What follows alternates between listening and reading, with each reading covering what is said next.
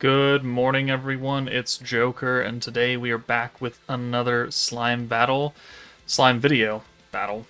Predation Quest is back, body and spirit this time, which again makes kind of sense because this meta is built around those kinds of skills.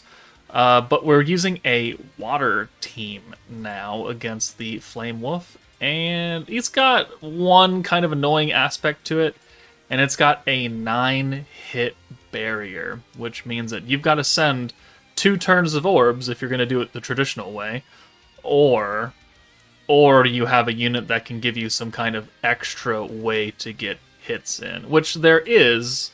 I don't know a lot of people that are going to have her, but there certainly is a character. So let's build a water team really fast. Alright, so Shion. She has the skill that gives follow-up orbs. So green orbs generate water-seeking souls, which are follow-up orbs, just like what Tempest Elite Trainee has or Bride Gods of Destiny Mirren has. And so we're going to put her on a green protector team. We have a bunch of blue orb changers so we can get the protector very quickly, and this should work out just fine. Again, if you don't want to, if you don't have access to a unit that has follow-up orbs or a protector that has that, then you're going to have to do it the hard, more difficult way. But if you happen to have Protector of Peace, Shion, then it'll work fairly well. All right, please turn auto off. And we have only 1 blue orb, so that's kind of unfortunate. Let's go ahead and burn these Shuna orbs out, and then we can bring in... Oh, sorry, not bring in, but I left it like that. Okay, well, 80 points. So we can do this, actually. So let's do the Shuna orb change, and then the Rimuru convert, since he can do everything, because he's skill fused. If he's not, then you're going to have to get a little bit luckier. But now we'll bring Shion in, and then when he puts the barrier up, even if he even puts the barrier up, we might just get him up to max level. Looks like we're going to do that. Maybe I'll continue on in the fight just to showcase what the follow-up orbs do. Let's see what happens. Oh, okay. No barrier? When does he put the barrier up? I kind of want to see this so I can just show it off. There's resistance, and... Bro, when does the barrier go on? No, I want to hit the barrier, goddammit.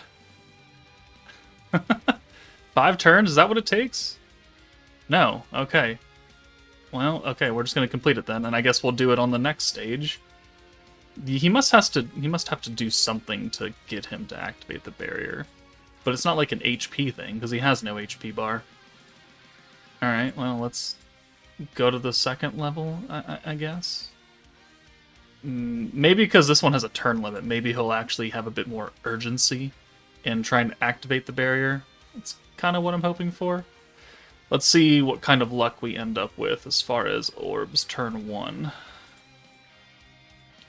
Oh, okay, well. Alright, well, there's the barrier. Okay. So, let's do this.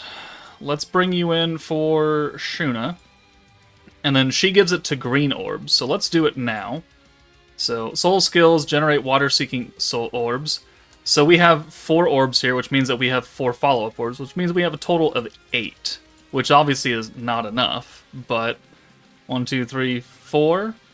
And then the follow-up orbs come in, 1, 2, 3, and 4. So now he has 1 left. And so now if you were to just send some orbs like normal, and we can do this now, full convert, we can break his barrier, and then we can start hitting him. So follow-up orbs is one way to do it.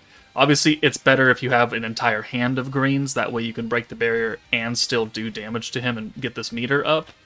But follow-up orbs with Shion is going to be the easiest way to do it as far as a battle character is concerned. Otherwise, it doesn't look like he activates it every single turn, so I don't think there should be a problem with you just sending 9 orbs, 6 in one turn and then 3 in the other, and just breaking his barrier that way. I don't really think there's any harm in doing that. But let's bring you in for Rimuru, and then we'll do the follow-up orb again, because we just want to fill up his his meter. So 1, 2, 3, 4, 5, and 6. 1, 2, 3, 4, 5. Okay, we didn't even need to do that. But Alright, so there's one option. Does he activate another barrier just for funsy onesies somewhere in here? Okay, does that. No barrier. So it's just a turn 1 barrier that you have to get through. So it's actually not that big of a deal. So let's hit this, and then we'll put a different protector on, and we'll build kind of a more green orb focused team, and we'll try and, well, do we need green orbs? No, we just need a. If we're not running Shion, we just need one of the protectors. So let's do this. If you have access to either Tempest Elite Trainee, wherever she is, right here, she also has a follow-up orb mechanic. They're fire orbs, but that doesn't really make a difference. It's still follow-up orbs, fire-seeking souls. Or there is Bride Mirren, who has light follow-up orbs, and these will just do extra hits, so that'll help you break the barrier faster. If you don't have access to that, then just do it the normal way and hit them 9 times and break it, and then you can move on with your day.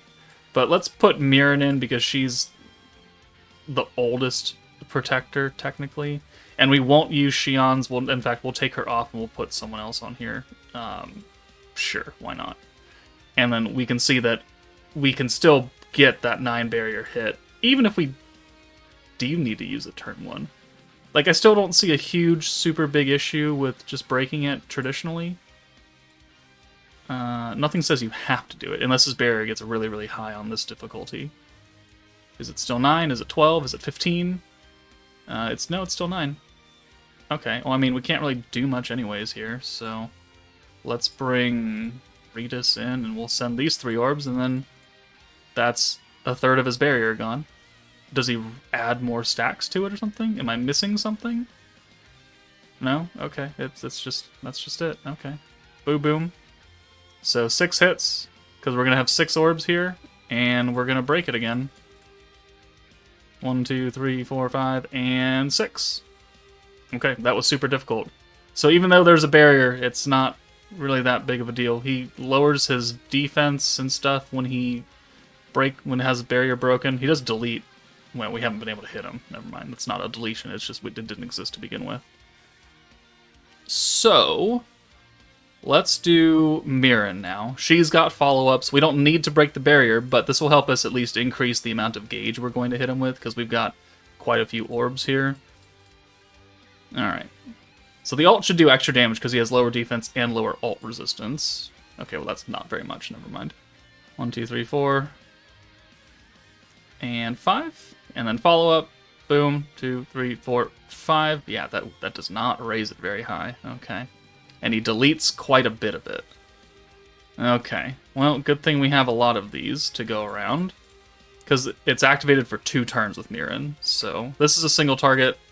That did a bit more than Rimuru, thank God. Which means the follow-up orb will do a bit more.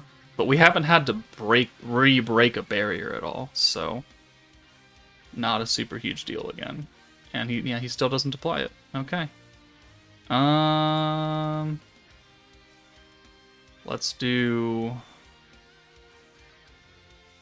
take you out, and then let's do the green orb convert. Boom.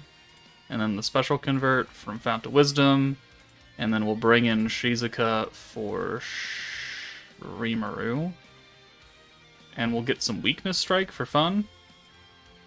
Yeah, and that'll help us hit harder. And then we've got Mirren. And now we're going to hit a little bit harder. Maybe we get a little bit of the gauge activated more now. 1, 2, 3, 4, 5, 6. It probably helps a lot more if you use a protector that gives you extra damage against fire, because then you'd be doing a butt ton more damage. Alright, ooh, synergy crit, and then the follow-ups 2, 3, that they don't do shit. And he probably takes it all away. Yeah, okay. Well, we should be good here. 1, 2, 3, 4. Should be in the keyword. Boom. We still have the follow-ups. This is the not smart way to do it. Like, just bring someone who gives you extra damage against fire. Masayuki will do that. Someone else will do that. But looks like we've won now because we have points. So there we go. There's Predation Battle. Gimmick that it looks annoying. It's not really that big of a deal. It's just he deletes a lot of gauge on the final stage. So there we go. There is this version of Predation Battle, all taken care of with water teams, or some semblance of water teams. But that's it for me. Take it easy, and I'll see you all later.